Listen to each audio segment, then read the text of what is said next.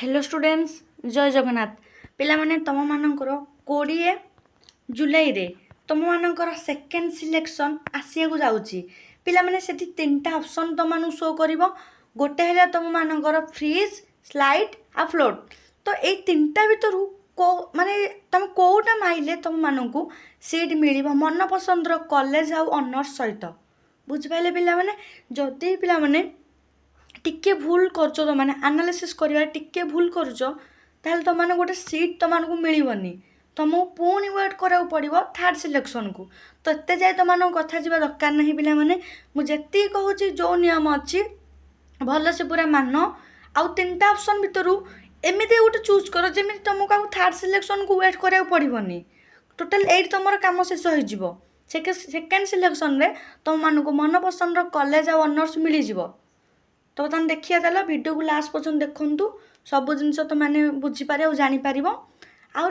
Channel जो मैंने नुआ अच्छा चैनल को सब्सक्राइब करनी एवं टेलीग्राम चैनल रे जॉइन हो जातु आउ पिला माने आम लाइव प्रोसेस पूरा करके देखेबू गोटे पिलार केमिटी कौन तुम स्टेप बाय स्टेप केमिटी फ्रीज कले कौन हो फ्लोट कले कौन हो स्लाइड कले कौन हो सब देखा बर्तमान देख देखिए आम नोटिस कौन अच्छी तो ये पिला माने सेकेंड सिलेक्शन तुम मानकर सेकेंड सिलेक्शन को मैंने वेट करेंगे ना जो पिला फास्ट सिलेक्शन रे स्लाइड किंबा फ्लोट ऑप्शन चूज करथिले एति पिला ने बुझी पाइले आउ किछि पिला पकैथिले जो माने टोटल सिलेक्शन जो आसीथिला तांकर एटलिस्ट माने तांको ना टोटल आसी नथिला से माने भी सेकेंड सिलेक्शन पई वेट करथिबे आउ किछि पिला फ्रीज ऑप्शन चूज करिकि से माने पिला माने रीचॉइस फिलिंग करथिले एति बुझी पाइले तीन जण पिला पिला ने अपेक्षा करछन सेकेंड सिलेक्शन को कारण एथर पिला माने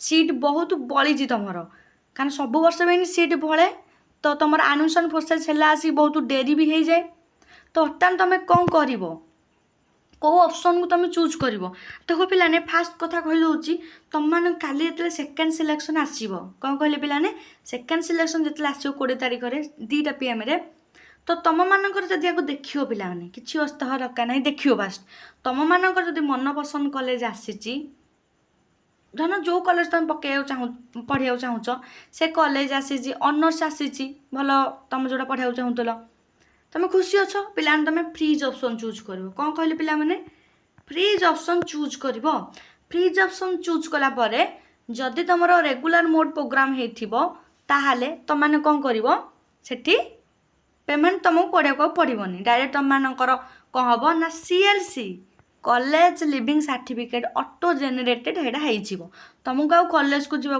पड़ोनी से तुम ऑनलाइन होपर इंटीमेशन लेटर तुम बाहर करके एडमिशन तुम करती बुझी पाइले फ्रीज को मैंने कर जब तुम ठीक ठाक आसी आउ चेंज करा चाहून ताल तुम फ्रीज ऑप्शन चूज कर देन देखा स्लाइड आ फ्लोट को मैंने करेंगे कौन कहले पिलाने स्लाइड कि फ्लोट को मैंने देख को मैंने तुम करेंगे देख जदि तुम किसी गोटे आसी धन तुम 5टा ऑप्शन पकई धन 1 2 3 4 5टा ऑप्शन पकई तो तुम धन 1 नंबर धन तुम आसी जारी तुम फ्रीज मारिदेल जब तुम पिलाने 3 नंबर 4 नंबर कि 5 नंबर तल कॉलेज जमी आसी कि तुम मैंने चाहूच कॉलेज चेंज कर ऊपर कॉलेज जो नब तो ताहले तुम ये कौन कर स्लाइड कर पिलाने कौन कर स्लाइड कर ये बुझी पाइले फ्लोट जदि सेम कॉलेज ठीक ठाक आसी कि ऑनर्स तुम चेंज करा चाहूँ ऊपर कॉलेज ऑनर्स जो अच्छी ऊपर ऑनर्स चेंज करा चाहूच ताल तुम फ्लोट ऑप्शन चूज कर पूर्व गोटे पिलाने आउ गोटे नियम अच्छी तुम मानकर यहाँ भल भाव बुझीदब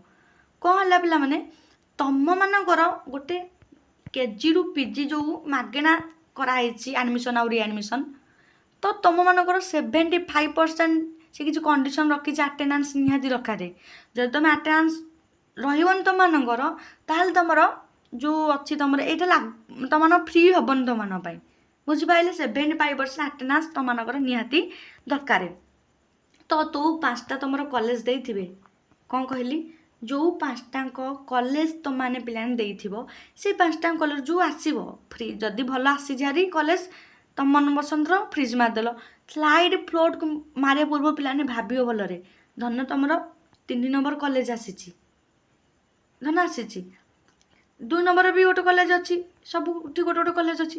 ତମେ ଭାବିବ ପିଲାମାନେ ତମ ଘରଠୁ କେଉଁଟା ପାଖ ହେଉଛି କେଉଁ କଲେଜଟା, ସେତିକି ଭାବିବ। ଆଉ ସେଠି ହଷ୍ଟେଲ ସୁବିଧା ଅଛି କି ନାହିଁ, ଆଉ କେତେ କ'ଣ ହେଉଛି ପିଲାମାନେ, ତୁମର କେତେ ଦୂର ହେଉଛି, ସବୁ କଲେଜ ଦେଖିବ। ଯେଉଁଟା ପାଖ ହେଉଛି ପିଲାମାନେ ସେଇଟା ପକାଅ ତୁମମାନେ। କାରଣ ତୁମ ଦେଖ 75% ଆଟେଣ୍ଡାନ୍ସ ନିହାତି ମାଗିଛି। ଆଉ ତୁମମାନଙ୍କ ଯେଉଁ ସେମିଷ୍ଟାର ଅଛି ସେଇଟା ପ୍ରତି 4 ମାସରେ ଥରେ ହେଇଯାଏ। ସେ ଫର୍ମ ଫିଲ୍ଅପ୍ ହେବ, ତାପରେ ଏକ୍ଜାମ୍ ଦେବ, ତାପରେ ତୁମର ରିଆଡ଼ମିସନ୍ କରିବ। ଏମିତି ସବୁ ପ୍ରୋସେସ୍ ପିଲାମାନେ ତୁମମାନଙ୍କର ଚାଲି ରହିବ। ତ ସେଥିପାଇଁ କହୁଛି, ଯେହେତୁ ତୁମମାନଙ୍କର ଥର NEP ଅନୁସାରେ 4 ବର୍ଷ କରିଦେଇଛି, 3 ବର୍ଷ ହେଲେ ତ ତୁମ ଡିଗ୍ରୀ କମ୍ପ୍ଲିଟ୍ ହେଇଯାଉଛି। କିନ୍ତୁ ଆଉ ଗୋଟେ ବର୍ଷ ତୁମମାନଙ୍କ ରିସର୍ଚ୍ଚ ପାଇଁ ଅଛି ପିଲାମାନେ। ସେଇଟା ଯେଉଁମାନେ ତୁମର ରିସର୍ଚ୍ଚ କରିବାକୁ ଚାହୁଁଛ ସେମାନେ କରିପାରିବ। ନହେଲେ 3 ବର୍ଷରେ ବି ତୁମର କମ୍ପ୍ଲିଟ୍ ହେଇଯିବ, ତୁମର ବ୍ୟାଚଲର ଡିଗ୍ରୀ ସାର୍ଟିଫିକେଟ୍ ତୁମକୁ ମିଳିବ। କିନ୍ତୁ 4 ବର୍ଷ ଯେଉଁମାନେ କରିବେ ସେମାନଙ୍କର ଡିଗ୍ରୀ ୱିଥ୍ ରିସର୍ଚ୍ଚ ସାର୍ଟିଫିକେଟ୍ ତାଙ୍କର ରହିବ। ବୁଝିପାରିଲେ ଏତିକି? ତ ଯେଉଁଟା ତୁମମାନଙ୍କର ପାଖ ହେଉଛି ପିଲାମାନେ ସେଥିରେ ପକାଅ, ତୁମମାନଙ୍କୁ ଫାଇଦା ମିଳିବ। କାରଣ ଯିବା ଆସିବା ତୁମେ କରିପାରିବ। ଯଦି ହଷ୍ଟେଲ ସୁବିଧା ଅଛି ହଷ୍ଟେଲ ତୁମେ ରହିପାରିବ। କିନ୍ତୁ ତୁମର 75% ଆଟେଣ୍ଡାନ୍ସ ନିହାତି ଦରକାର। ତ ସେଇ ଅନୁସାରେ ପିଲାମାନେ ଭାବିକି ପକାଇବେ।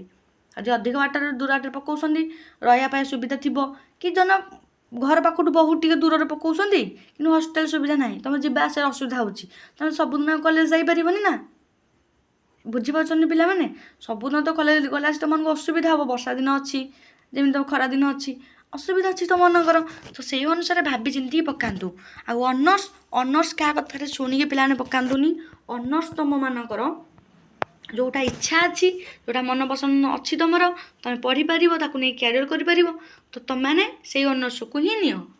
ଆଉ କିଛି ବି ତୁମମାନେ ଇଆଡ଼େ ସିଆଡ଼େ କଥା ଶୁଣିକି ପିଲାମାନେ ଚେଞ୍ଜ କରନି। ଏତିକି ବୁଝିପାରିଲେ? ଆଉ ଯେଉଁମାନେ ସ୍ଲାଇଡ୍ ଆଉ ଫ୍ଲୋଟ୍ କରିବେ ପିଲାମାନେ, ସେମାନଙ୍କର ସ୍ଲାଇଡ୍ ଫ୍ଲୋଟ୍ ଅପସନ୍ ଦେଖେଇବ ଏଠି। ସ୍ଲାଇଡ୍ ଫ୍ଲୋଟ୍ କଲା ପରେ ପିଲାମାନେ ସେମାନଙ୍କର CLC ଯେଉଁ ସେଇଟା ଅଟୋ ଜେନେରେଟେଡ଼୍ ଆଉ ହେବନି। ସେ ତୁମମାନେ କ'ଣ କରିବ, କଲେଜକୁ ଯାଇକି ଫିଜିକାଲି ଧରିକି ଆସିବାକୁ ପଡ଼ିବ। ଆଉ ଯେଉଁମାନେ କିଛି ବି ଚୁଜ୍ କରିବେନି, ଯେଉଁମାନେ କିଛି ବି ପିଲାମାନେ ଚୁଜ୍ କରିବେନି, ସେମାନଙ୍କର କ'ଣ ହେବ ନା ପୂର୍ବରୁ ଯେଉଁ ଆଡ଼ମିସନ୍ ସେମାନେ କରିଥିଲେ ସେଟା ରହିବ। ଏଇ ଯାହା ବି ଯେଉଁ ଆସିଥିବ ସେକେଣ୍ଡ ସିଲେକ୍ସନ୍ ଯାହା, ସେଟା କ୍ୟାନସଲ୍ ହେଇଯିବ ଯଦି ତୁମେ କିଛି ଅପସନ୍ ଚୁଜ୍ କରିବନି। ଫ୍ରିଜ୍, ସ୍ଲାଇଡ୍, ଫ୍ଲୋଟ୍, ଏଇ 3ଟାଙ୍କୁ ଯଦି କିଛି ବି ଚୁଜ୍ ନ କରିବ ତୁମ ଆଡ଼ମିସନ୍ କ୍ୟାନସଲ୍ ହେଇଯିବ। ପୂର୍ବରୁ ଯେଉଁ ଫାର୍ଷ୍ଟ ସିଲେକ୍ସନ୍ ଯାହା ଆସିଥିବ ସେଇଟାରେ ତୁମମାନେ ଆଡ଼ମିସନ୍ କରିବାକୁ ତୁମମାନଙ୍କୁ ପଡ଼ିବ। ଏତିକି ବୁଝିପାରିଲେ ପିଲାମାନେ? ତାପରେ ସେକେଣ୍ଡ ସିଲେକ୍ସନ୍ କହିଦେଲି କେଉଁମାନେ କରିପାରିବେ କେଉଁମାନେ କରିପାରିବେ ନାହିଁ। ଏତିକି ବୁଝିପାରିଲେ? ଭଲସେ ଆଗ ଭାବିଚିନ୍ତି ପିଲାମାନେ ଦେଖିବ କେଉଁ କଲେଜ କ'ଣ ଆସିଛି। ଆମର ବ୍ୟସ୍ତ ନାହିଁ, ଆମେ ଧୀରେ ସୁସ୍ଥେ ବୁଝାବୁଝି କରିକି ତୁମମାନେ ଅପସନ୍କୁ ଚୁଜ୍ କର। ତରତର ହେଇକି ଟୋଟାଲି କରିବନି ପିଲାମାନେ, ଭୁଲ ଭାଲ ନିହାତି ହେବ। ଆଉ ଯେଉଁମାନଙ୍କର ବି ଆସୁନି ତୁମମାନେ ୱେଟ୍ କର ଥାର୍ଡ଼ ସିଲେକ୍ସନ୍ ନହେଲେ ସ୍ପଟ୍କୁ। ତାପରେ ଯେଉଁମାନଙ୍କର ଟୋଟାଲି ଆପ୍ଲାଏ କରିନ ସେମାନେ ଫେଜ୍ 2 କି ବି ଅପେକ୍ଷା କରିପାରିବ। ଯେତେବେଳେ ଆସିବ ଗାଇଡ଼ଲାଇନ୍ ତାପରେ ଆମେ ଭିଡ଼ିଓ ଆଣିବୁ। ପିଲାମାନେ ତୁମମାନଙ୍କର ଯାହା ବି ଯାହା ଡାଉଟ୍ ରହୁଛି କମେଣ୍ଟ ସେକ୍ସନ୍ରେ ତୁମମାନେ ପଚାରିପାରିବ। ରହୁଛି, ଜୟ ଜଗନ୍ନାଥ।